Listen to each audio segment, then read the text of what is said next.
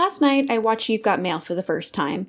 It's still in the 90s where I live, despite being October, and I was attempting to manufacture the fall season before the inevitable onslaught that is Christmas. And this movie came up repeatedly on lists of fall movie suggestions, despite, out of the basic three-act structure, only the first act actually took place during the fall. Though, I will say, I thought it was cool how each season paralleled the mood of the movie. Fall, the changing leaves signifying a period of transition. Winter, death and a sense of hopelessness. Spring, hope and new beginnings. I'm not usually one for rom-coms, but occasionally one comes along that I really enjoy. You've Got Mail is like if a Hallmark movie was good. Basically, you have Meg Ryan, the owner of a local children's bookshop, and Tom Hanks, the evil capitalist looking to put her out of business with this discount bookstore. I really like this shot where she opens the door to let a customer in. It's warm and inviting, like entering someone's home, a curated space. The shop is full of children's books that give you a sense of nostalgia and safety, contrasted with this shot where he's looking down from his ivory tower at a blue-tinged cityscape. Books and customers are numbers on a spreadsheet. It's cold, detached, impersonal. They met anonymously in an internet chat room, remember those, and are in love with each other virtually, but hate each other in the real world. How will they ever set their differences aside and realize that they belong together? Classic enemies to lovers. All that to say, the movie itself is pretty cute. It's a great time capsule of the late 90s. Hearing that AOL dial-up sound awakened a core memory deep within me. The only thing missing was my mother screaming at me to get off the internet because she's trying to use the phone. But for the most part, I enjoyed it. It's a great movie for style inspo or for romanticizing New York City, and it is cozy. Very light a candle, get bundled up in a warm blanket while sipping a hot cup of tea kind of movie. However, it does get a little too saccharine at times. The child singing at the family Christmas party honestly went on a little too long. Also, I feel like you have to suspend your sense of disbelief a little. How can she still like him despite ruthlessly putting her out of business? Especially since he doesn't seem particularly remorseful. It's not personal, it's business. But it was personal. This was her mother's legacy that she inherited. Sure, it's a financial blow, especially in an expensive city like New York City, but it's a deep emotional loss as well. One could argue it's like losing her mother all over again. How can she stomach being in the same room as him, let alone fall in love with the dude? Maybe I'm the cynic here. Rom-coms are probably better for hopeless romantics, and I'm not the target demographic. Just don't think about it too hard. Though I will say what works in this movie's favor is that it opens with them already having an established relationship. They could have been chatting online for a year and fallen into some deep love that forgives any wrongdoing. Meg Ryan's character is also a bit of a blind optimist. Everything happens for a reason. Easy come, easy go type of person.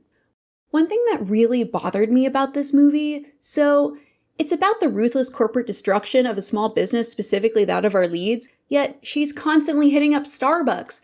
Grr, I hate this big business that's coming in to close my small business. Starbucks. Like, they're the corporate chain that caused neighborhood coffee shops to close. It's just incredibly ironic.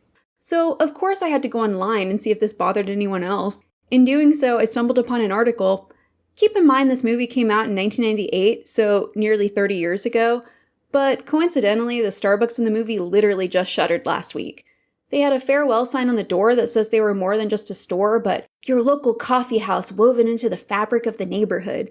It's kind of crazy watching this movie through a 2025 lens. Their farewell note echoes that of the one in the movie. It's wild to see the rise and fall of these corporate entities. You've Got Mail paints the new Barnes & Noble opening as being the hot new shit, but I've seen this company struggle after Amazon rose to prominence. That specific Barnes is still open, in case you were wondering. Though I have to remind myself that Starbucks had a totally different vibe in the 90s. They were a huge pioneer of the second wave coffee movement, which introduced espresso-based drinks into the mainstream. They revolutionized coffee culture. Drinking coffee was about the experience. People felt chic when ordering fancy drinks with fake Italian words. The vibe was cleverly manufactured. Starbucks interiors were built to be warm and inviting, doused in shades of brown with comfy couches and a welcoming atmosphere. Fun history lesson. The first wave coffee movement was when people first started drinking drip coffee. It was ground and looked like something that came from a factory. Think Folgers. Second wave started in the 60s/70s but exploded in the 90s. This introduced espresso-based drinks and single-origin beans. The coffee's bitter taste was often masked by flavored syrups. It was more about the experience, popularizing coffeehouse culture. Picture 90s sitcoms like Friends or Frasier.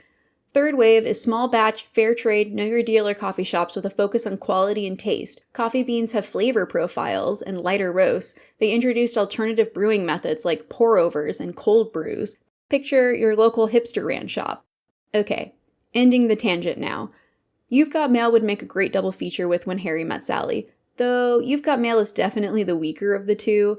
I thought the acting of the leads was great. There's this one scene in particular in which Tom Hanks is lazing on the couch in his father's office, then complaining about the pillow shedding onto his suit and his father throwing him a lint roller. It's such a small, insignificant moment that really makes the movie and characters feel real. I stand by what I said earlier. You've Got Mail is like if a Hallmark movie was good. Would I watch it again? Maybe if I wanted a cozy background movie. Anyway, You've Got Mail, 6 out of 10. I'd say closer to a 7 if you like romances, but I'm curious what you think. Is You've Got Mail one of your go-to comfort movies, or totally not your thing? Did I overthink a movie that's not that serious, as the kids say? Anyway, I hope y'all enjoyed my little ramble. I want to check out Joe versus the Volcano and Sleepless in Seattle, two other Tom Hanks, Meg Ryan films. I haven't seen either of them, and I've heard Sleepless in Seattle is better than You've Got Mail, but When Harry Met Sally is still peak.